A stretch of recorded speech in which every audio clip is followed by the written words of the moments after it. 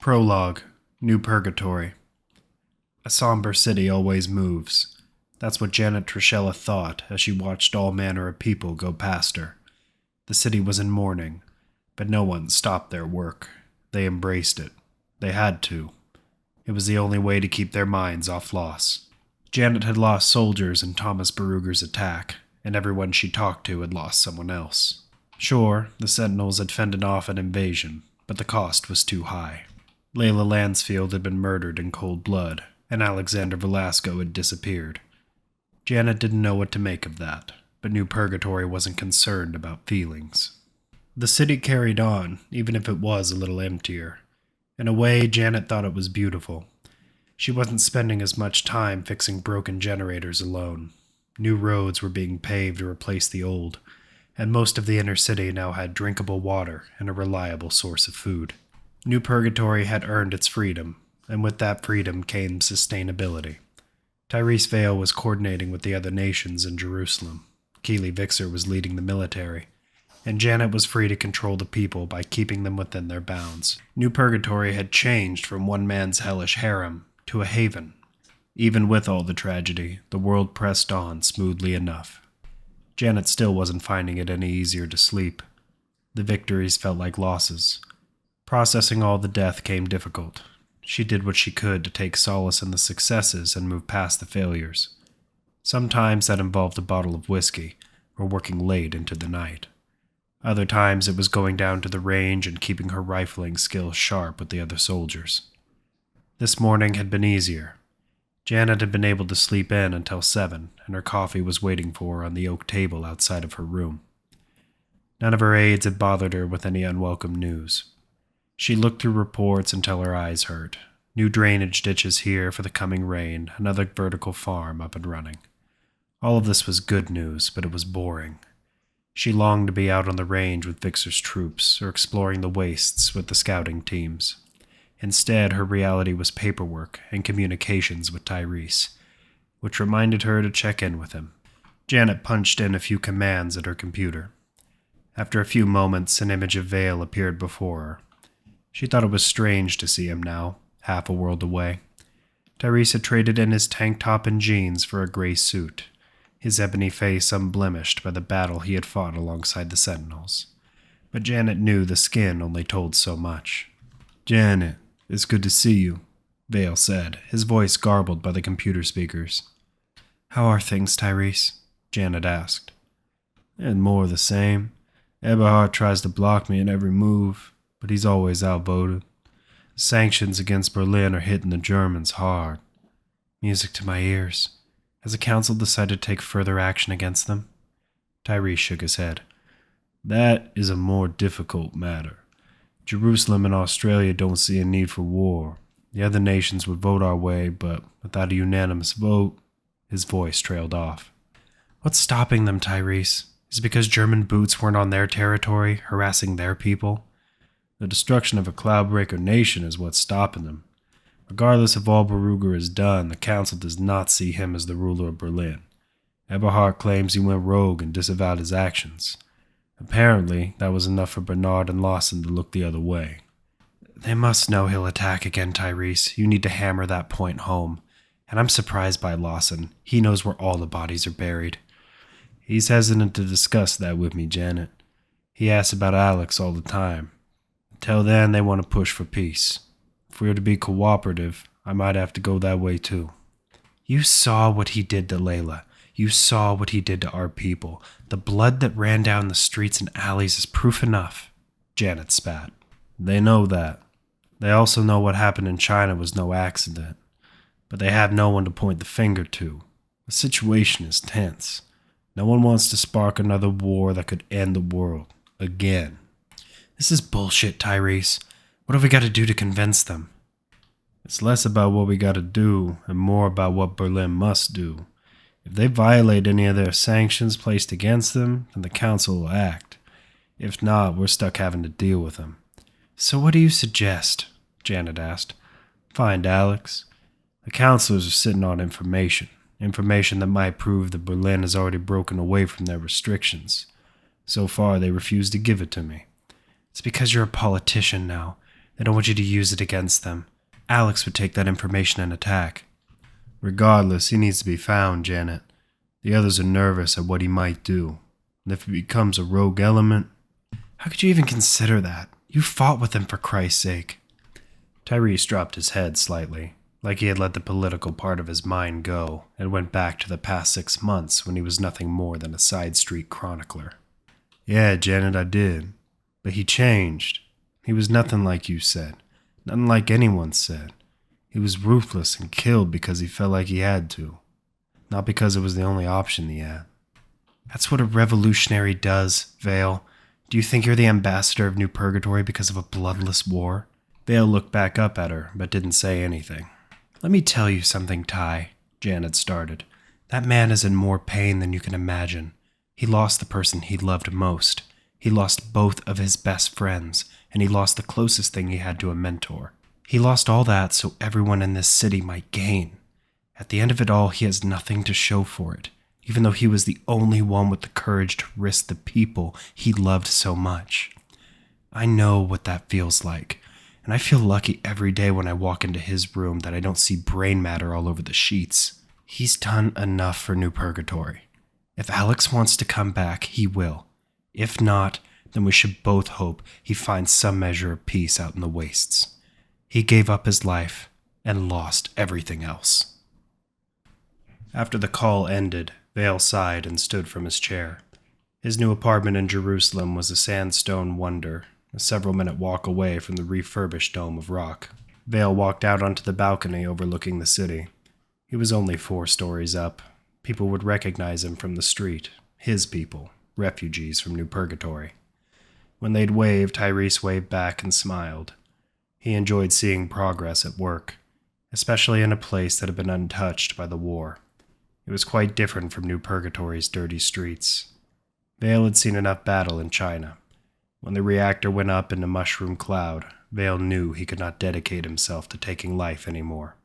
Instead, he wanted to do what he could to preserve it. Alexander Velasco knew that.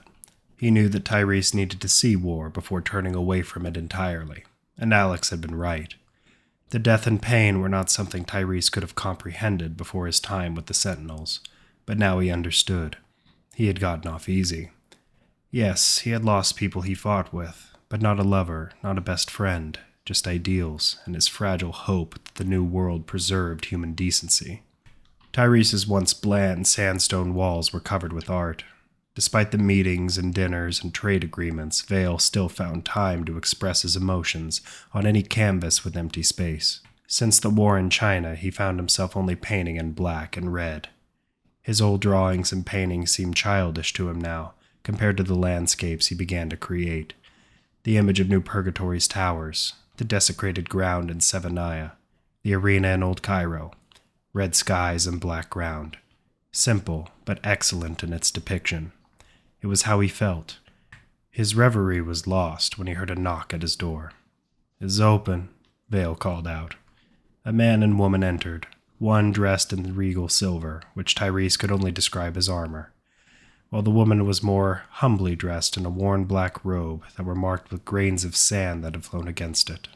"Castor, Uchida-san, to what do I owe this pleasure?" "We wish to speak with you about the vote, Vale," Castor said. "Have you spoken with Janet yet?"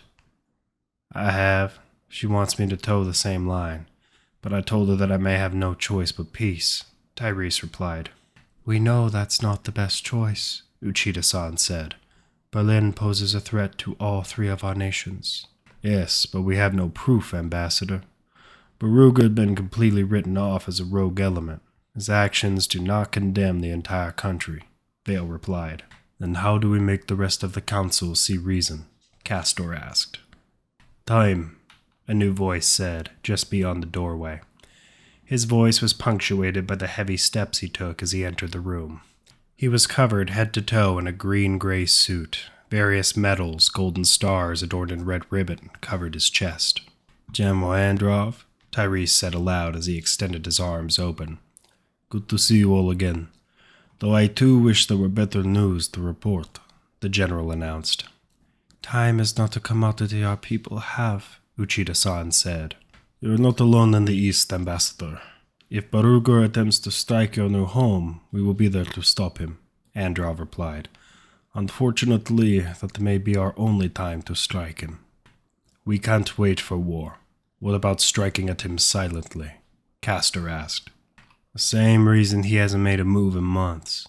It means sanctions and war. A war that could turn us and the other nations against each other. The trick is looking like an innocent and forcing the rest of the council to aid us, Tyrese explained. I know one alternative, Androv suggested. The rest of the ambassadors stared at him. I have been made aware that Barugur may have people hiding where they are not wanted. Where? Tyrese asked. That information has not yet been revealed to me, not unless one specific requirement could be met. Castor and Uchida turned to face Tyrese. The former New Purgatory refugee shook his head. I can't find him, General. No one on the team could find him.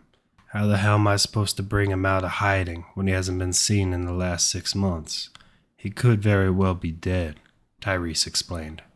I have something that may aid in that. A gift from an old friend of his, the general replied as he reached into his pocket and pulled from it a platform that fit in the center of his meaty palm. With his other hand, he flicked a switch that emitted light. When the light stabilized, Tyrese could not believe his eyes. How in the hell? How bad is it, Ferris? Captain Vixer called out over her comm. Shaylee Ferris was applying her needlework to one of her squad soldiers. He had taken a bad shot across the thigh, but it wasn't fatal.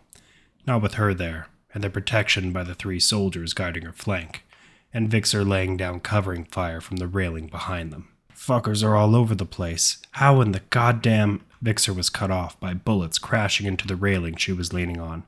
More shooting, please, Ferris yelled back. Keeley bit her tongue.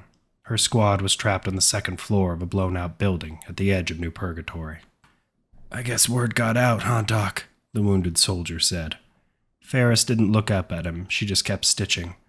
Nothing you won't be able to handle, Kent. Stay down and control your breathing. Ferris stood up and ran for Keeley at the railing. She reached for a rifle and fired a few shots downward. Ideas? Ferris asked. I'm not dying to fucking raiders, Keeley growled. As a raider ran up the stairwell, Keeley jumped over and landed on top of him, firing 2 bullets into the body and running down the stairs. She was greeted by a pack of raiders all out in the open. She let out a flurry of shots in their direction, forcing them to spring for cover. Ferris and the other soldiers fell in behind their captain, but Keeley was blocking their sight lines.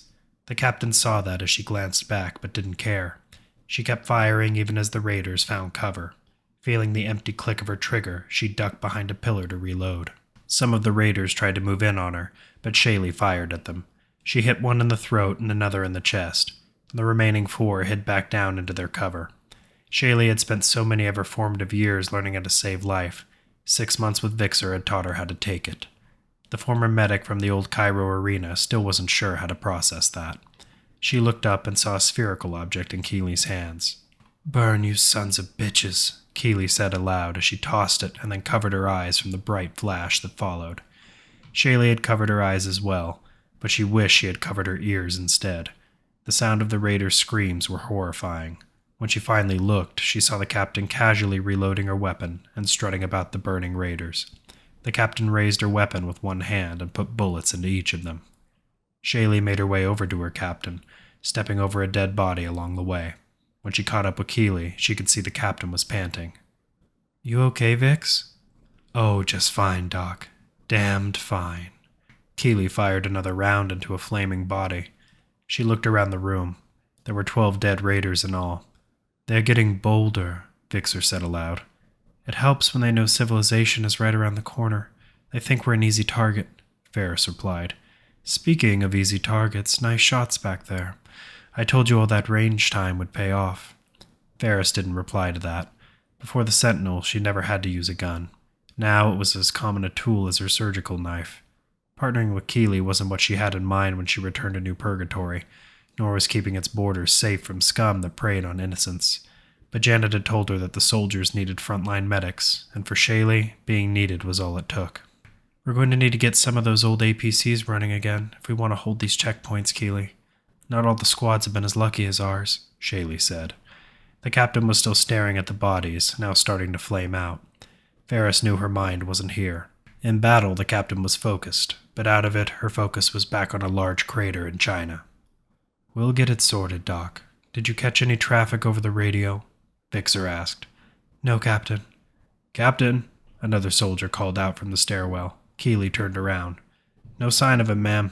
Or anyone else, for that matter. Damn raiders set us up." "Shit, they can use beacons now?" another soldier complained.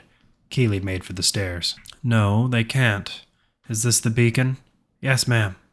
"Give it here." Keeley fiddled with the device. After a few moments, she found the playback settings. 2 were sit-reps from the last squad that had been here, but the newest entry was a series of clicks. Ferris picked up on them immediately. "Shit, he was here, Keeley. He was here," she yelled. "Yeah, that's sure what it sounds like," Vixer replied. "What?" a soldier asked. "It's just a bunch of sounds." "To you, Private. Very clever, Alex, using comm clicks. He was here, Shaley, but he headed off west," Vixer said. "But why did he signal?" Shaley asked. Vixer listened to the rest of the code carefully and then handed the beacon back to one of her men. "Get that thing set back up for the next team. Leave the standard update." "Vix?" Shaley asked. The captain turned back toward Shaley. Her digitized black and gray fatigues were covered in dust and grime. When Shaley looked down on her own, she saw she was in the same predicament. "He signaled to tell us not to follow him," Vixer said. "Then why leave the beacon?" Shaley replied. "Because he wants to solve our raider problem, apparently." "Shit. Yeah, grab whatever we can take. We need to get back to Janet." Both windows rolled down, wind and dust blowing in his face, and the only thing to protect him was a pair of aviator sunglasses and a windshield. Alexander Velasco had lost track of time. He knew it had to have been a few months. He only returned to New Purgatory when he needed fuel. Most of the time, he got lucky. The further he ventured, the more supplies he found. Alex needed the road, or what counted as the road these days. Too much had happened, too much death. So now he hunted out on the fringe, where there were plenty of raiders, where he could find more death and escape purpose. There was a pattern to the raider attacks. They were becoming bolder. Alex had done his best to get the warnings out without contacting anyone back in New Purgatory. The attack signaled leadership, where before there were disorganized raids. Hunting raiders wasn't the true reason for his exodus, but it was just as good a goal as any for the moment. A puzzle, something to preoccupy his mind, finding the motive.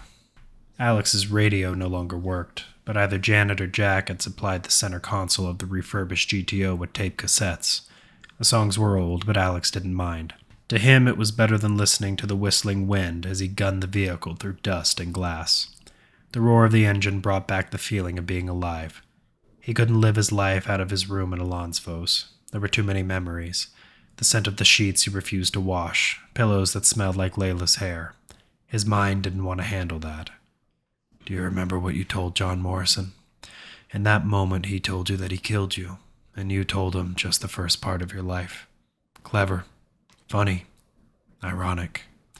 If only you'd known that Mikhail would take the last part." Alex shrugged those thoughts off and looked over at his passenger seat. He saw his pack, his parang, his rifle, his journal, and Mikhail Koslov's survival knife. The only item he didn't need was Jack Newsom's journal that sat in his pack. Every so often, Alex would pull it out and read it. That damn journal had spawned his idea to create the Sentinels and get more people killed. He realized the messages in there were never meant to help him build an army, that he had done that on his own. Instead, it was to ensure he didn't repeat the old man's mistakes. And you followed them to the letter. Up ahead in the distance, Alex made out a large structure.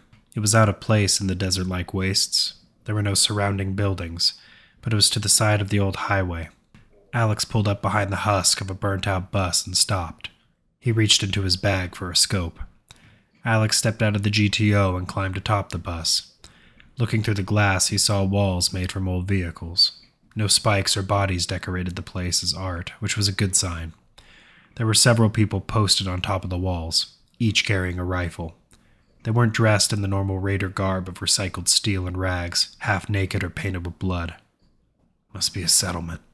Shit, how far have I gone? He knew Janet had been scooping up refugees using her new fleet of hellchoppers that Egypt gave her. Now and again, he'd see one or two flying by him, but they never went out of the old New York State territory. Not that the lines mean much anymore. Alex got back into the GTO and put his scope back in the bag and reached for a bottle of water. 1 year, he said aloud as he snapped the seal. We killed Morrison 1 year ago. Me, you, us, all of us. Started with 15 and now only 2 were left. The passing of a year didn't mean much. He'd likely missed his birthday, the 25th. Alex took a long sip of water and let out a sigh. Part of him wondered if this was how Sam Gates had lived back out west, traveling from one dead settlement to the next. This was Alex's life now, and he was comfortable with that. Responsibility was gone, and so he could worry about his own life. It's a load of bullshit. You can't spend an entire year thinking about only yourself while losing everything and thinking you're free. You're never free. Shit, I'm doing it again. There was a rumbling behind him. Alex glanced to the rear view. Several worn pickups with poorly welded metal plating. Alex hit the reverse, then got back in gear and slammed down on the gas. The familiar sound of bullets shot by his vehicle. He made a run for the settlement, hoping that the people there would aid him. Alexander dodged old vehicles as he rushed for the settlement. Bullets were now crashing into the GTO. He couldn't reach for his rifle. He had to make it, or he would die. Up ahead, he saw people rushing the battlements with their own rifles raised. Shit. He swerved hard onto the off-road as they fired, but he was surprised that the bullets weren't meant for him. Instead, they rained down into the raiders' vehicles. Alex hit the gas and took the long way around the settlement, kicking up a dust storm. With dust kicked up, he brought the GTO to a dead stop. He couldn't hear any other roaring engines. He grabbed his rifle and slung his parang around his back. As the dust subsided, he saw 2 groups of 5. Alex didn't wait. He fired one shot after another, each meeting its mark into those that had yet to see him. He dropped behind his door and reloaded. When he peeked over, he saw no one else on the battlements. The settlers, or whatever they were, had disappeared. Alex continued his calculated barrage. He caught 2 more raiders in the chest, another in the stomach. The remaining 3 kept coming until Alex ran his second clip dry. He reached into his coat and found it empty. Alex didn't think. He rushed from behind the door to the closest raider and crashed the butt of his rifle against the man's head, sending him to the ground. The other 2 raiders were already on him with large pipes that Alex met with his parang. He swung wildly at one, catching the raider across the face, but the other ducked down and caught Alex's knee with the pipe, forcing him to the ground. Alex cried out as his nostrils inhaled hot dust. He couldn't feel much of his leg from the knee down, but he did feel metal come down hard on his back. He groaned, trying to spin, but the raider stopped him with a boot to the back of his neck. "Where do you think you're going?" The raider laughed as he hefted the pipe above his head. Alex tried to swing his parang around, but he didn't have the reach. "You come to the wrong place, kid. Settlement'll know you crossed our line, and now I'm gonna take what's mine." Bullets rang out. The weight on Alex's neck lightened, and there was a thud next to him. Alex stayed down and tried to move his head. More dust was kicked up, making it harder to see. His knee was throbbing, but he could move it again. "Stay down." "The hell is that?" a voice said from behind Alex. Alex rolled to his back, trying to ignore the pain coming from it. The man who had called out to him was staring at his GTO. Alex noticed the new bullet holes on the rear of the vehicle. "Janet's gonna kill me," Alex said as he laid back in the dirt and passed out.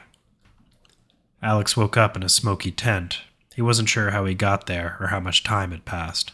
His knee felt better, if a little stiff, but his back was making it hard for him to pull himself up. The smoke smell was a mix of meat and Ghana. It reminded him of being back in his shithole shelter, back before he had met Jack Newsom.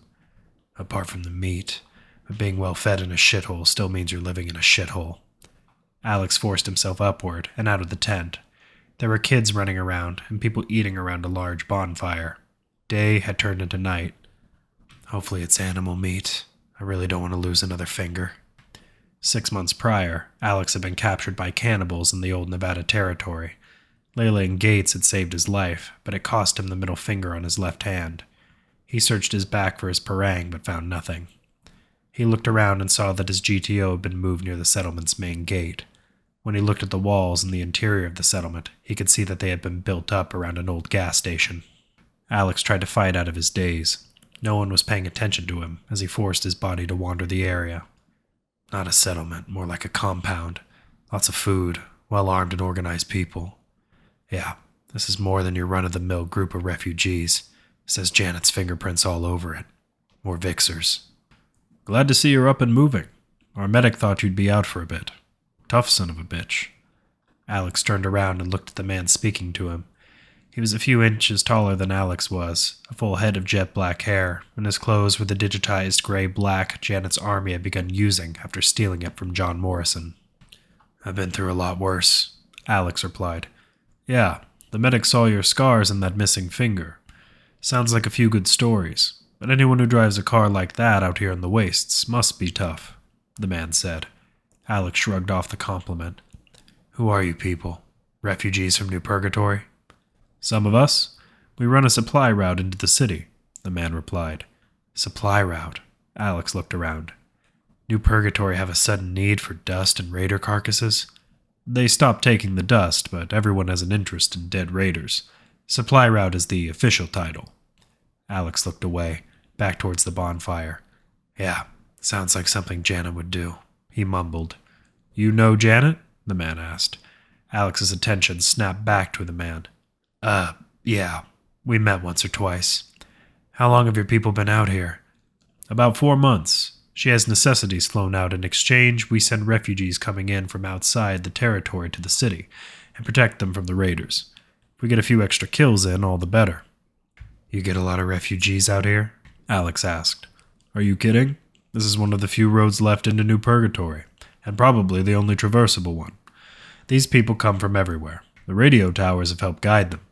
Most don't come from the east like you. Yeah, I suppose not, Alex said. You know, we're making another run soon. If you want, we can get you back to New Purgatory. Whatever you're running from back there can't be as bad as what's out here, the man offered. You'd be surprised. No thanks, Alex replied. Well, then maybe you can do something for us, provided you're up for it. A couple of my boys saw you from the battlements. You're a hot hand with a rifle. Before we make refugee transfers with the birds, we send out a squad to attack the closest raider camp. Lowers their numbers and discourages them from attacking the convoys. It's a lot of faith to put into someone you just met. I could be a murderer or thief from the city, Alex said. Murderers and thieves don't have scars like you do. Maybe you're an ex-Marine. I don't know, and to be honest, I don't care. You've all been granted amnesty anyway. All I'm asking for is some help. It'll paint you in a good light if you ever do decide to go back, the man explained. Alex fought to bite his tongue.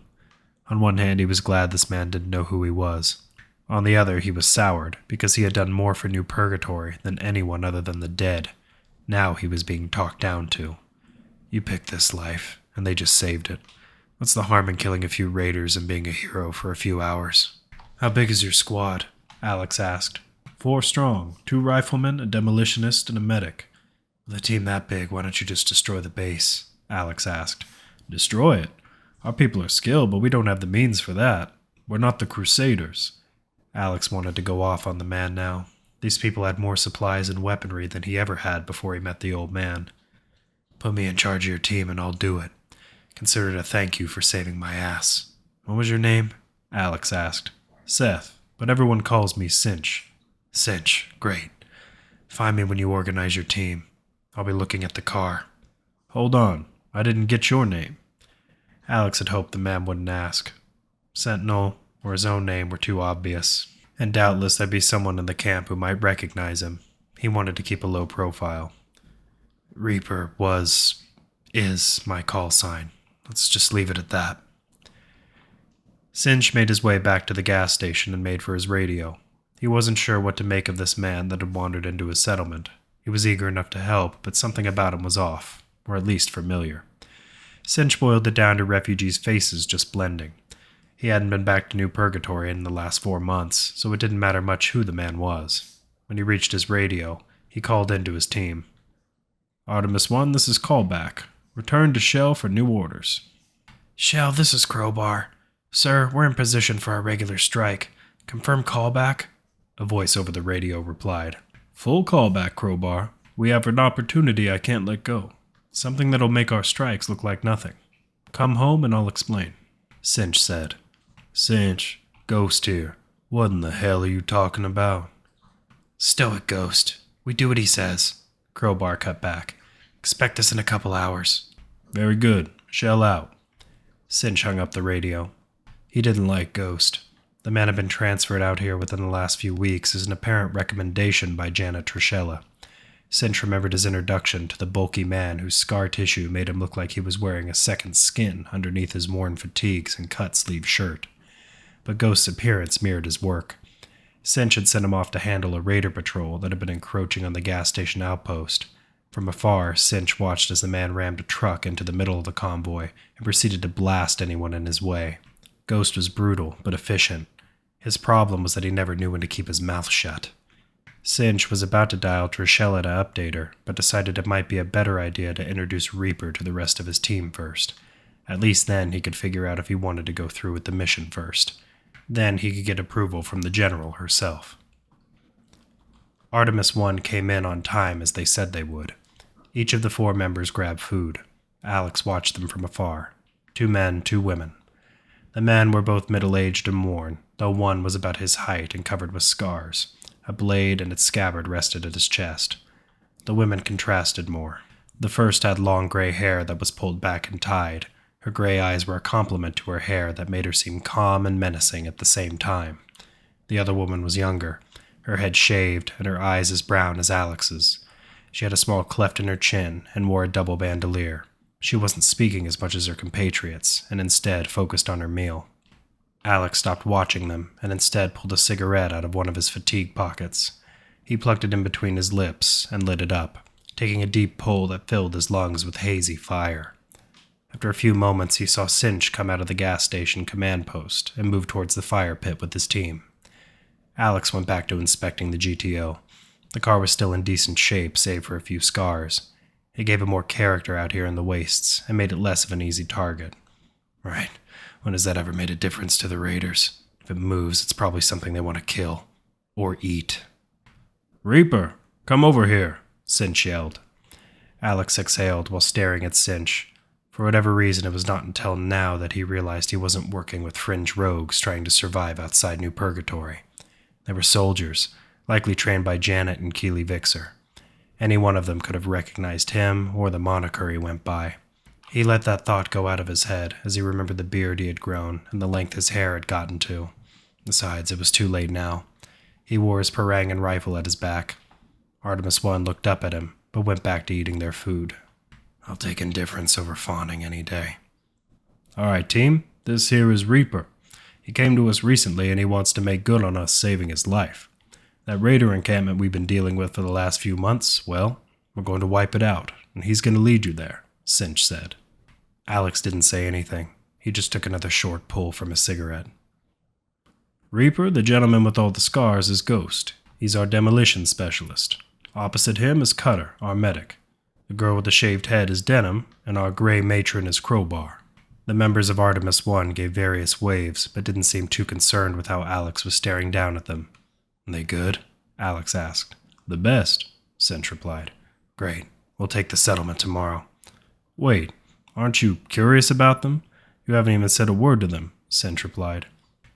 2 things. I fought enough to know that you don't get friendly with the people you fight alongside. Second, they're soldiers with the way they're tearing into those ribs. Between the weather on all of them and your praise, I'd say they're good ones. What else do I need to know? Alex walked back to his GTO. Dana perked up her head from her plate. Her face was covered in bits of meat and sauce. I like him. I like him better if he could fight. Knowing when to shut the fuck up is a pretty good trait, Crowbar added, while staring at Ghost. The scarred man just shrugged and went back to eating. Cinch lifted his hands in surrender. Just like that, huh? Not like we have a real choice. Captain Vixer says you follow orders or you end up dead. The real question is, are you sure? Cutter asked. Cinch looked back at Alex, who was now taking apart his rifle, cigarette still clinging to his mouth, even though there was little more than the butt left. I'm sure. We'll meet up in the morning. For now, I need to get on the horn with Base. Before Cinch made his way back to the command post, he stopped by Alex's GTO. The man was cleaning his rifle, but stopped when he looked at a dented piece. He tossed it to the ground. Weapon problems? Cinch asked. Alex didn't look up. He put the cigarette butt between his index and ring finger, on the hand missing the middle. I've had this rifle for a few years. Seen a lot of death and it's got me through some trying times. Now it's toast. Nothing but spare parts. It's a good rifle. Cinch just stood there staring at the man.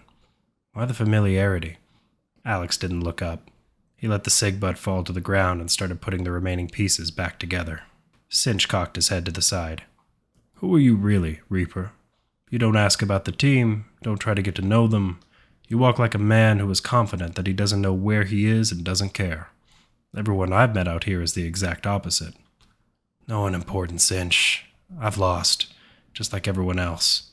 So I want to help the world and the people in it before I die. It's enough for me, Alex explained. Cinch shrugged. Well, that's fair enough, I suppose. Look, I need to go speak with the general to get this mission approved. Would you care to join me? Alex looked up for the first time in the conversation. I'd rather not if you're talking about General Trishella. She and I haven't spoken in a long time. I don't think either of us would want to see each other. Criminal trouble? Are you a deserter? Cinch asked. A deserter wouldn't be willing to put his life on the line for someone who saved his. It's more personal than that. The general and I go back. I just prefer her not to know where I am. It's a strange set of circumstances, Cinch replied. Alex shrugged at the man and went back to staring at his rifle. Very well then, Cinch said. The team will meet up with you in the morning. I must make a call. Alex watched Cinch walk away. For a moment he felt panic, but let it wash away. It wasn't the end of the world if Janet found out where he was. As soon as this business was over, he'd just have to move on again. This time, further away. Cinch pulled up his laptop screen and hooked it into his speaker system. He put in the call, and after a few moments an image appeared before him on the screen. General Trishella. Cinch, there's a lot of chop. Satellite systems must be getting worse, Janet. It's a wonder they've lasted this long, Cinch replied. Not much I can do about that, but I'll add it to the pile. Do you have a report? Janet asked. Yes, ma'am. We'll have another group of refugees ready for pickup tomorrow. We also have a more ambitious raid planned while you conduct the pickup. We want to take out the old raider base. What the hell? Cinch, you can't devote that kind of manpower. I gave you a team from Captain Vixer. Use it to keep the raiders away. You've got to keep the rest of the troops at home if the raiders decide to try something, Janet replied. Ma'am, that's exactly what we're doing, except I have a volunteer. Not one of ours. Came from the east with raiders on his ass. We saved his life, but honestly he could have handled himself, Cinch explained. The line went silent on Janet's end for a few moments. He wouldn't give me a real name. The man was running from something other than raiders, that much is clear. He killed all but one of a group of 10. I've never seen anything like it. When you say speeding, what do you mean, Cinch? Janet asked. In a car. An old-world muscle car. I had no idea there were still any around. The line was silent for a few more seconds. What name did he give you, Cinch? Reaper? He caught her expression change, surprise and realization. Something in his gut tightened and made him clutch his sidearm.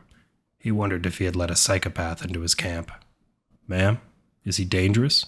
He mentioned he knew who you were, but wouldn't elaborate. Something about not wanting to see each other? Cinch asked. Cinch, I need you to listen to me very carefully. You need to detain him. I'm coming out on the first bird I can find. Not tomorrow, now. You need to hold him until I get there. He's not dangerous, not to you anyway, Janet explained. Ma'am, what about the raiders? They'll see the bird and attack. We don't have time to set up a false attack. If they hit us with everything, we could be wiped out. Send your troops now, Cinch. They'll have to improvise. The man you have is Alexander Velasco. The Alexander Velasco. Sentinel. The man that killed John Morrison. I've been looking for him for 6 months. I need him. Velasco? Cinch, focus. General, if he took down the tower, he could help us take this base. If we do that, our operations out here will be much easier in the future. This is nothing to him. Once it's over, we'll bring him back and hand him off with the rest of the refugees. Again, Janet's line went silent. Cinch saw her shake her head a few times and curse before she looked back at him. I want him there tomorrow, Cinch. I'll be coming out there myself. Don't let on that you know who he is or he'll run. I and the city cannot afford to lose him again. Do you understand? Yes, General. Good. And good luck tomorrow. If I had known it was Velasco, I wouldn't have been worried. My raider base is as sure as gone. Alex woke up with a sore back. Instead of sleeping in the car, he had fallen asleep on top of the trunk. The metal hadn't felt good, but he was rested, and the sun was rising. That was plenty enough. He stood up and made way to Cinch's station. The man was already briefing his team and nodding towards Alex as he entered. "Glad you're awake. We're just going over the assault," Cinch said. Cinch handed Alex a mug. It was brown and sure as hell didn't smell like coffee, but Alex sipped it anyway. Bitter and disgusting, but he'd had worse. "Assault? How big is this raider base? I assumed to be a little more than a camp," Alex said. "More than that," Denham said. "It started out small, and they left us alone. Now they got balls and more weapons than we can keep track of." "Why did you let them get so big?" Alex asked. "They never threatened us before. That and we thought they were just refugees. Recently that changed when they built that damn junkyard base around an old incinerator," Cutter added. "It's a bit hard to believe that they went from petty raiders to armed mercenaries almost overnight. They've taken down our birds before," Cinch said. "With what?" Alex asked. Cinch turned around and kicked open a bed-sized footlocker, leaned down and hefted something out of it. Not something. It was a rocket launcher. At that moment, Alex knew this had gone from a simple attack on a raider base to a strike on an organized base, a base that was getting help from the outside. He decided to keep that part to himself. "Okay, Cinch, what's your plan?" Alex asked. Cinch looked off to the side, away from his team and Alex. "I had one, until I found out who you were. To be honest, I'd rather defer to you, Velasco." Alex heard a gasp or two. He wasn't surprised. His story wasn't vague. Racing across the ravaged landscape of whatever state he was in a GTO would have gotten back to Janet eventually. Still, he had managed to convince himself that most people thought he was dead. The only times he returned to New Purgatory were under cover of darkness and hood. All that was over. "I suppose you were going to find out eventually. It's not like I was traveling low profile," Alex said. "No shit. What the hell are you doing out here? Isn't there a city for you to run?" Crowbar asked. "Somebody should, but not me. I give New Purgatory a head start. The only hammer I know how to hold nails bullets into people." The rest of the team stayed silent.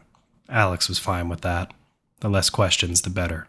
There were topics he didn't want to broach, and even if he did, it wouldn't be with a group of people he had just met. Those days were long over.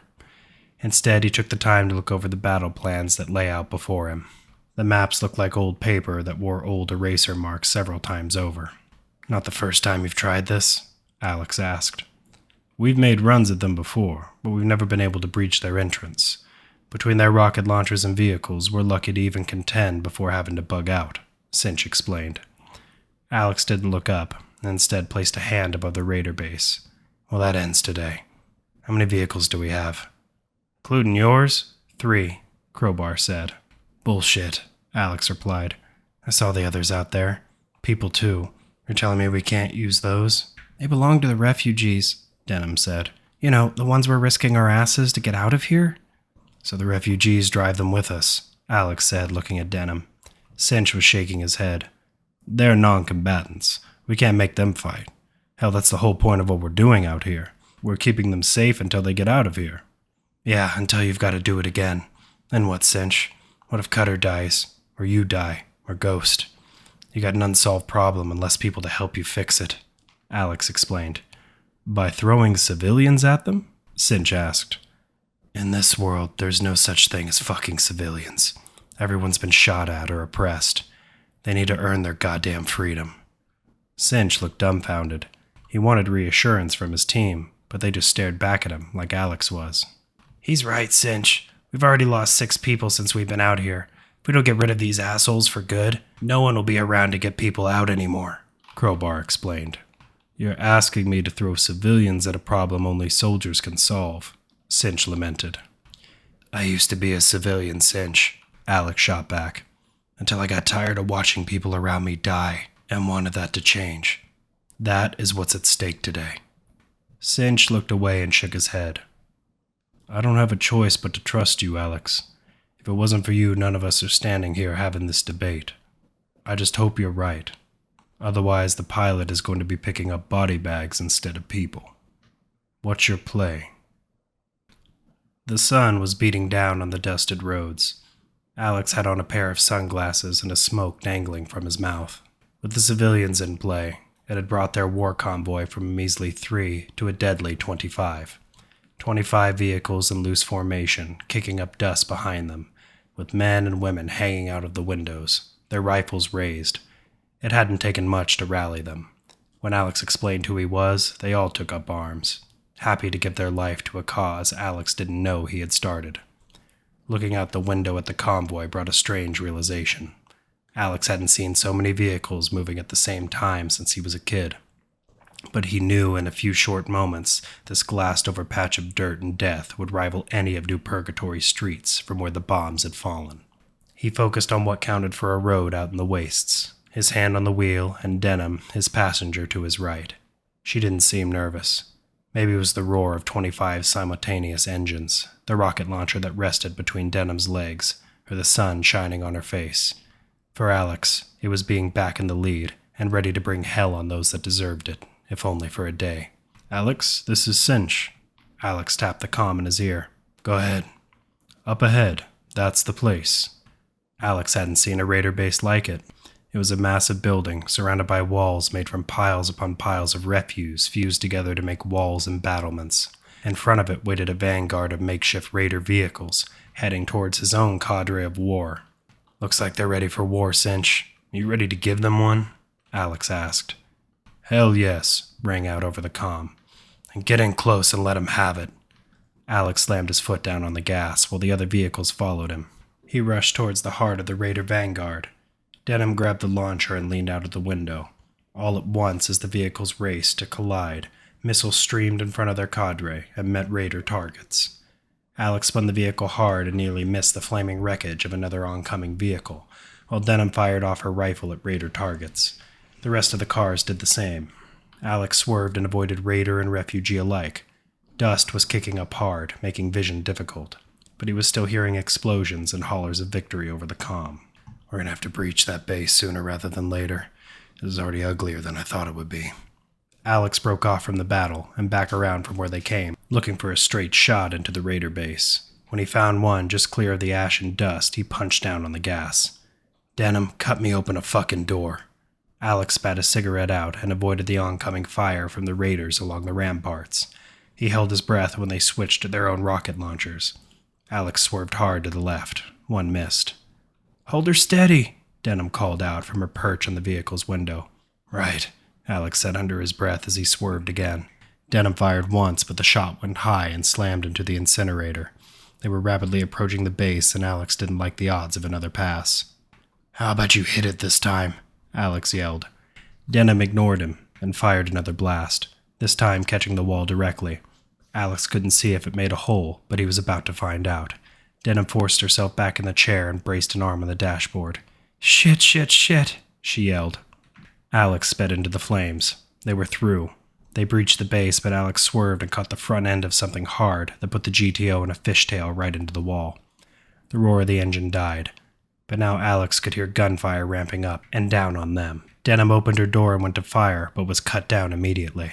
Alex reached for his own rifle and fired through the blown-out windows of the GTO. His bullet met marks on the ramparts. Firing ceased, and he forced himself out of the car and behind the makeshift refuse as cover. Alex leaned out. He knew he would be surrounded soon if he didn't make a dent in their ranks now. He fired wildly at raiders moving in on him, taking them down in scores of 3s and 4s at a time. "Cinch, where are you? I could use some help in here." "Velasco, Cinch is gone." That was Crowbar's voice. "It's getting ugly out here. We need to pull out now." "God damn it, I'm in the base. Get those people in here and—" Alex was cut off by the bullets whizzing by him. One caught him in the arm and forced him to drop his rifle. Alex dropped back behind cover and grabbed it with his other arm to raise it, but to his surprise, the raiders had stopped firing. Alex stood up, but they all just stared at him, weapons raised. Only now did he realize how deep of shit he was in. 30? 40? Fuck me. Explosions were still ringing out from over the base walls. He just led soldiers and civilians to their deaths, again. Images of Morrison's tower, Elias dying in his arms, Layla's life bleeding out of her, rushed to the forefront of Alex's mind. This is what you wanted. Now you're gone. A memory for others to forget. Alex dropped his rifle and spun around. He didn't want to see it coming. Instead, a knee slammed into his abdomen and then threw a hard fist across his face. He hit the ground, but before he blacked out, he saw the face of his assailant. The man Cinch had called Ghost. Alex woke up with his hands bound and a splitting headache. Either he had been beaten or that initial blow had been worse than he thought. The room he was in was dark like any prison cell. A lone light dangled from the roof and rocked slightly, back and forth. Then he remembered what happened. He wondered if any of the other members of Cinch's team had survived. If they were lucky, they had ignored him and ran. That feeling was eating away at him. The moments of euphoria he had experienced before the battle drained away into the all-too-familiar feelings of regret and anger at himself. Throwing more lives away. For what? Alex wiggled the ring and index fingers on his left hand where the middle finger had been torn off months ago. I hope these ones just kill me. Alex tried to fight the ropes that tied his hands together, but it was to no avail. He was stuck in this dark cell. Instead, he tried to focus on his breathing and get his headache to go away. He sat for what felt like several hours, wishing he had some water for his ever-drying mouth. I deserve this. Yes, you do. This is what you get for helping people. That's why you're in a cage. That's why your friends are dead. Fuck you, Alex said aloud to the empty room. It's true. One moment you're alone, stuck in your own self-pity, killing and maiming along the outskirts, but that's not you. No, you wanted this. You wanted war. You wanted another chance to fight and to get people killed. You're not a revolutionary. You're an addict. That addiction got those closest to you killed. Layla, he said to himself. Those thoughts had haunted him for months, his mind and heart waging a civil war in his body, causing the outbursts he had when he thought he was alone. The memories wouldn't fade. They killed the times he needed to sleep. His mind instead hung up on what went wrong, what could have gone right, and what his friends were doing in that moment, or what they would be doing if they were still alive. They always started and ended with Layla. He missed her, but it was more than that. The way she had died, stabbed in the back by one of the few people Alex had given his trust. Hardest lesson you ever learned. The old man was right about one thing. Better to keep them all away and use them as tools. But you couldn't do that. You wanted your war with all your friends in it. You didn't protect them. You protected yourself. Each one of them would die for you, for your ideal. Now here you are, alive, alone, a world saved, and you'll die in a cell for no one and nothing. He knew Layla would hate to see him like this. It wasn't like she could read minds, but instead of holding it in and taking himself hostage by his thoughts, Alex had someone to vent to. When Elias died, she was there. When Sam Gates died, she was there. Talia, Dylan, Tyler, and Brandon. She was the constant that kept him moving forward. And then it was her turn. Alex would have spat if he could, but he was disrupted from his thoughts when he heard a loud creak and blinding light shine in from the doorway. A man stepped in, the same man that had taken him out. Another traitor. Ghost, Alex said, hoarse. Cinch and his stupid nicknames. I'm told he got the idea from your Crusaders, Sentinels, whatever the fuck you're called now. Ghost said. Wasn't my idea. Just a name handed down from an old alcoholic, Alex replied. At least you have some humility about it. People take names too seriously instead of focusing on their goddamn jobs. I tried to tell him that once, but I suppose now he'll never learn that lesson. He's dead? Alex asked. Him and the rest of the so-called team. Nabbed Crowbar with a decent shot. She turned to flee with the rest of those idiots you convinced to take this place on. Raiders are picking apart the bits they like as we speak, Ghost replied. So these were your people? What? These leather and metal-clad, irradiated morons? No, they're just tools for the job. I was out here training them. Boss wanted me to make them a threat, and eventually a target. One so big that General Trishella couldn't ignore. Instead, I got one wasteland-ridden Alexander Velasco. Suppose that means a big bonus is coming my way. A bounty hunter, Alex said. Call it whatever you want. Ghost said as he crouched down to Alex's level. I suppose Cinch was right about my name. I was hiding in plain sight the entire time. Just one hand free and I can grab that knife from his chest pocket and drive it through his jaw. Who's your boss? Alex asked. You already know the answer to that, Velasco. The same man that can't take back what he says is his, just like so many other historical figures. Council didn't like what he tried to pull in your city, so they're watching him real close. Mandatory ceasefire, so Baruger decided inciting raiders to hurt us instead. Explains the weapons, so why help him? Money. Alex shook his head. By now he recognized the man's southern drawl, as gravelly as it was. He was American, if anyone in or around New Purgatory could be called that anymore. That's it? That's it. Happen to know the price on my head these days? Would it surprise you to know that it's higher in New Purgatory? You must have been off the grid for a while for the number they put up, so I'm taking you to them instead. Alex raised an eyebrow at the man. Just like that you change paymasters? Baruger didn't pay me to find you, just to stir up a ruckus. Might as well double dip and get off easy. No witnesses apart from you. Even if you get them to believe I caused all this, I'll be long gone, Ghost explained. You're a clever son of a bitch, Alex said. Been called worse. Speaking of, I got a hold of your woman, Trishella. We're gonna take that flashy ride of yours and head back to the camp. Then she'll take you off my hands. Alex shook his head. I don't get it. Turning your back on Baruger isn't the best way to ensure career longevity. He's not going to know. Besides, he fronted me the money. That German might be a genius, but he's a shitty businessman. Paid me good money to be a bartender in Alonsfo's for a year while I watched you and your people and fed him information. Then he paid me again to do this. Never said anything about bringing you in, though. Different job, different boss. I can see loyalty means a lot to you, Alex said. Not as much as my next meal or the ability to stay alive. Loyalty and faction are odd, old concepts. Take me. I kill, but not out of rage or cause. I kill because that's what I know. That's all I've ever known.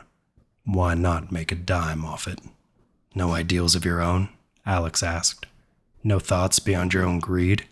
Ideals aren't important, but maybe there is a small stake in this for me. After seeing what I've seen, seeing what you've done, well, even a man like me tends to take notice. Frankly, I'd have just ignored you if I got a slip with your name on it. Dangerous world-changing revolutionaries tend to shorten the lifespans of everyone around them. But when you fell right into my lap, why not take the money without having to kill you? So once you get paid for this one, you'll be looking for another one. Just so happens I will. There are other places like this out in the world. Sure, losing Cinch and his team is a blow, but the blood is on the wall here. Once your general sees what transpired, she'll take a bird and blow this place to hell. That leaves me unemployed, Ghost replied. Janet would kill you if she knew you'd been training raiders. You can't explain your knowledge, or how you got me through here without selling yourself out. Someone from that convoy got back and knew that Cinch's team didn't. You show up, well, that's all the proof they'll need, Alex said. Ghost didn't reply. Alex took in the silence of the room for a few moments. Then Ghost stood back up, looking down at the bound man. I'll just have you lie to her. Say we both broke out of here in the wreckage, and I convinced you to reconsider returning home. We'll make it one of those heroic stories they're so apt to talk about you. I'll make my money and be on my way. What makes you so sure I'd lie for you? Ghost laughed. Because if you don't, I'll kill Trishella and anyone else in my way before you can finish explaining what really happened here. Then I'll take you to Baruger. Look at what I've done here, Alex. I can do this repeatedly if I want. Or we could tell a lie, get me paid, and I'll throw in a bonus. I'll even work for you, provided you pay me more down the line, that is. Like a retainer. Now, what the hell makes you think I'd even want your help? Alex asked. My work. Imagine if what played out here happened to one of Baruger's bases. Maybe one he doesn't have on the books. Made to look like an internal struggle, or worse, an attack on a nation during a ceasefire. I can do that. It's just a matter of organizing my fee, which we can arrange in time. Right now, Your bounty will be down payment. You were shooting at me. Now you want to join my side? I didn't have the full picture then. Didn't know who Alexander Velasco was. Never fought against him. I get it now. Not many are able to take me off guard with words, less so in combat. But you did. You're a hero, and I might even go as far as saying you believe you're doing the right thing for the world. You're also in a better political position than Beruger. You're the winning horse. Alex didn't like what position he was in. It reminded him of dealing with Ezra back in Jerusalem. He was a snake and had killed some of his friends. But the man had also been talented and had knowledge of John Morrison's inner workings. This man was clearly his better, mentally and physically. What choice do you have? You get taken back to New Purgatory and you escape. He gets paid and causes hell. You get back on the road and never see him again. I have to be honest with you, what did you say your name was again? Alex asked. Hollis Keller. Right, Hollis. I'm not too thrilled about going back to New Purgatory. I left at a troubled time. If I go back, I'm going to end up fighting again, getting people killed. Keller cocked his head to the side. Funny. Here I thought I was cutting you a damn good deal, and you throw in a sidewinder like that. I suppose I can't blame you, but I want that money. You'll get your money. How about you deliver me and then let me run? Alex asked. You're hell-bent on this, aren't you? How's a hero get to the point where he wants nothing to do with the city he freed? Revolution isn't for the revolutionaries, Keller. It's for the people they revolted for. My people, my friends are all ghosts. It's not my city anymore. Alex explained. Keller seemed to think about that for a moment. Not many men change my initial opinion of them from words alone. All right, Velasco. What did you have in mind? Alex's wrists were red from the rope, but he was happy to have his hands free again. The raiders in the compound didn't spare him a second glance as he followed Hollis out to the dusty exterior. There was blood and limbs littered all over the place, and the raiders were burning the larger parts over a pile of flaming tires. Keller led Alex back to his GTO. It was covered with bullet holes. All the windows were shattered, and Denham's body was still lying by the passenger door. Keller unceremoniously stepped onto her as he opened the door. "Oh, fuck. She got blood on my seat," he said, sitting down anyway. "Any chance I can drive instead?" "No chance," Alex replied. The engine roared to life, and Alex pulled the vehicle around the compound. He left through the same place he entered, the large blast in the wall Denham had created. The exterior of the base was worse than he thought. There were smoking wrecks everywhere. Alex recognized the twisted spikes of raider vehicles, but there were plenty of wrecks from Cinch's camp. A small, dusty circle of what anyone could confuse as a junkyard. "Janet's going to have a lot of work to do to fix this mess," Alex said as they sped by the destruction. "Doesn't matter one way or another. She would have been better off trying to raise this place from the start instead of playing games with the raiders. Let someone like me come in and set up shop." "So why would Beruger even bother? Most of the other refugees got away. This is a drop in the bucket as far as our resources go." "Not about simple raids, Alex. It's twofold. Lure people like you out to take care of them and prove a point," Hollis said. "And what point is that?" "Point is, I followed your example. Started with nothing. Made a few good strikes, then people joined up. I got some supplies from someone with ulterior motives.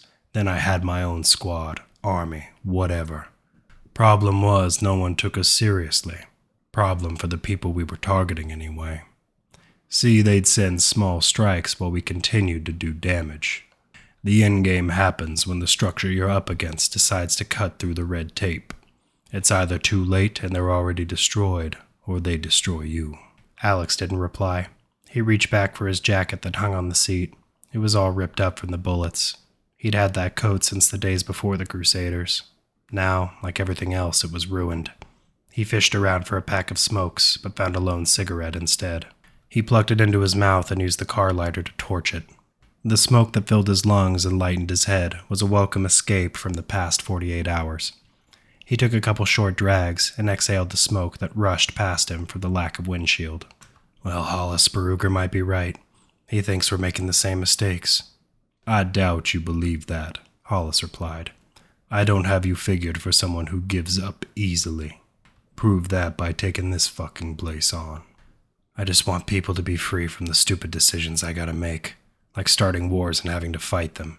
That's why I'm opposed to Baruger and he to me. But he's not fit to run the world, not with what he's done. You don't have to convince me, Keller replied. I'm just telling you what I was told. Personally, I don't give a shit. The world will still go around the sun, whether you and Baruga are here or not.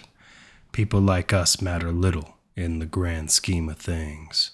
There's always going to be oppressors and the oppressed. If you're smart enough to know the difference, then good for you. That shit won't stop because one man wills it. It's always existed, and it'll exist long after you're gone. Alex focused on the road and let out a sigh. He knew Hollis didn't care. He should have known that from the get-go. Apathy and cynicism would do nothing. Though in his head, he admitted that he felt the same way when he ran from New Purgatory. Now he was falling into the old trappings of Alexander Velasco, revolutionary. Killer of friends, family, and allies is more like it. Alex finished off his smoke and tossed it out the window, ignoring what his mind was telling him, and forcing himself to figure out how he would get away from Janet. When they arrived, Alex grabbed his pack with his things and left his broken rifle behind. Cinch's old camp was filled with people. Most were soldiers dressed in old Morrison's Marines gear with the patches torn off.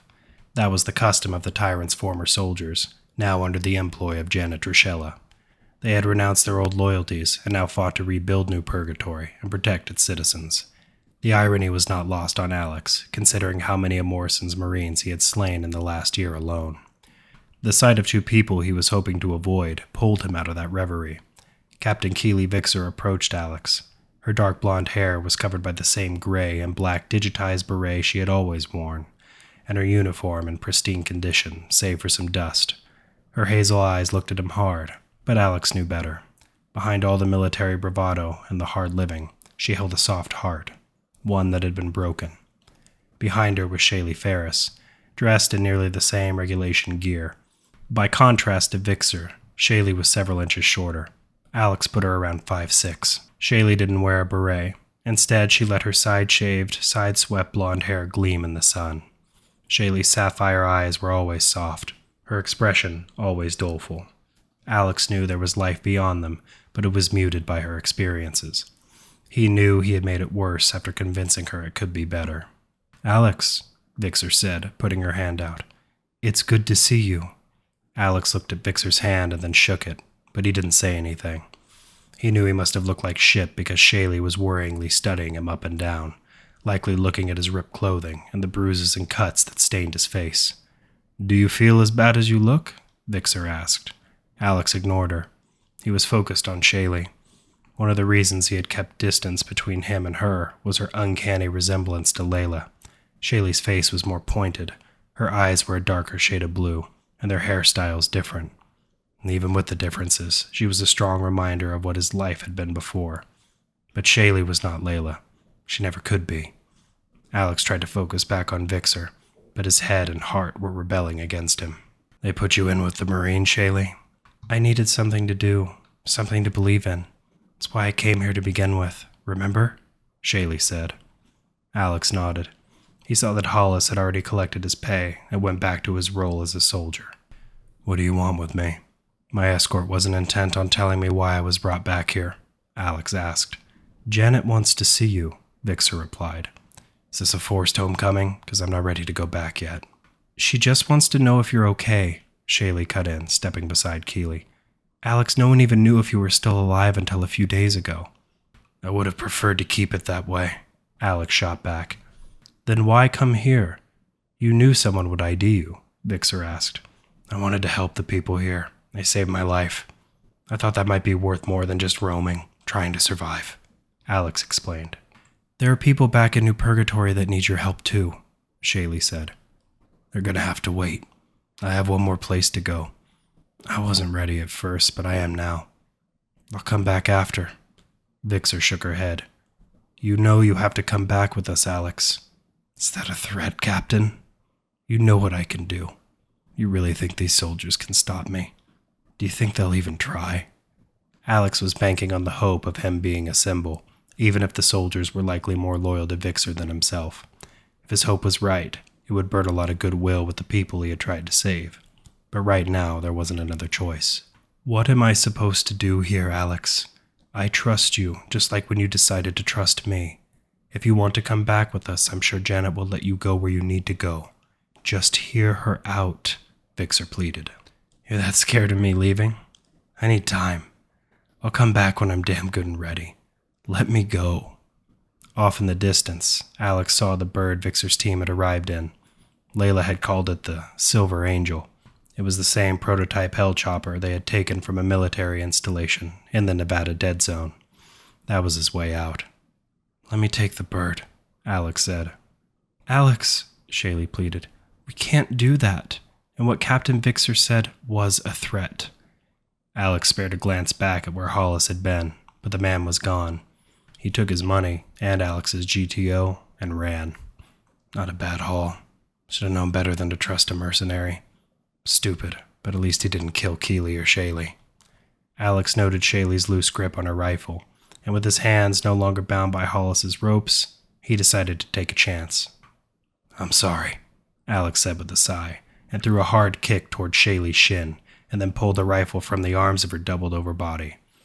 Alex hefted the rifle up and painted it at Shaylee as she struggled to stand up straight. Vixer had already responded, drawing her sidearm and aiming it at Alex's head. What are you doing, Alex? Vixer yelled. What I have to. Alex fired a shot that went past Shaylee's head and crashed into a wall behind her. The medic was frozen. Alex took in the base. The soldiers were staring at him, some in disbelief, but none of them had raised their weapons. I'm leaving, Vixer. Follow me if you must, but I won't be taken prisoner by the people I helped save. The Crusaders, the Sentinels, it's over. Janet can raise that flag now and do what needs to be done. As far as I'm concerned, I am dead. Alex lowered the rifle and grabbed the sling, putting it across his back and made way for the hellchopper. No one stood in his way. No one ran to stop him. Vixer's aim never left Alex's head.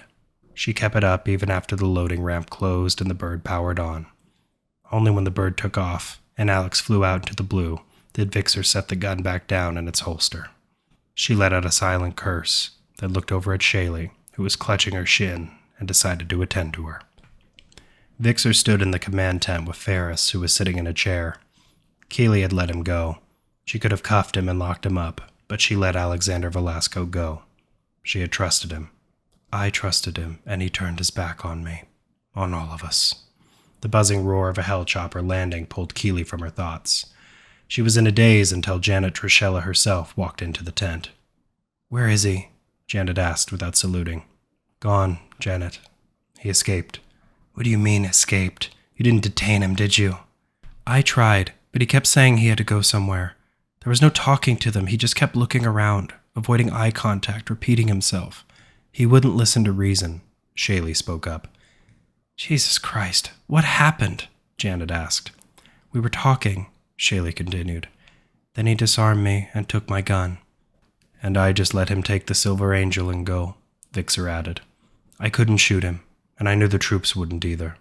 With that bird, we might never see him again.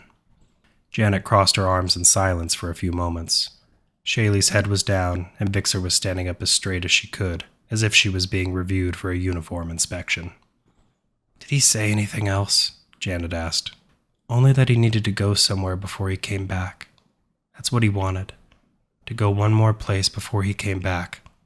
But we pushed him too hard, Shaylee answered. Fuck, Janet said aloud. I know where he's going. Alex is going to put the ghost to rest. The Silver Angel rose above the clouds and sped for the ocean. Alex remembered every trick Layla had taught him. Once the bird was in the air, it flew itself unless you ran afoul of combat, didn't check your fuel levels, or needed to land. The ease of it was a sad reality, because now he was trapped with his thoughts and his journal. Alex set it down on a clear space of the dashboard. He looked at the last page he had written. It was just after Layla died. Alex had left after that, taking the GTO and speeding off into the hellish wastes without a word to anyone. It took time to grieve, time to understand where he went wrong, and time to formulate a new plan. There was only one person he needed to put to rest now. Alex reached for the pen inside of his journal and put it on paper. I'm on the run. I have no friends, no aid. Almost everyone I know is dead, and those that are alive likely think I've gone mad. Maybe I have. But that doesn't change history. It shouldn't change my goal.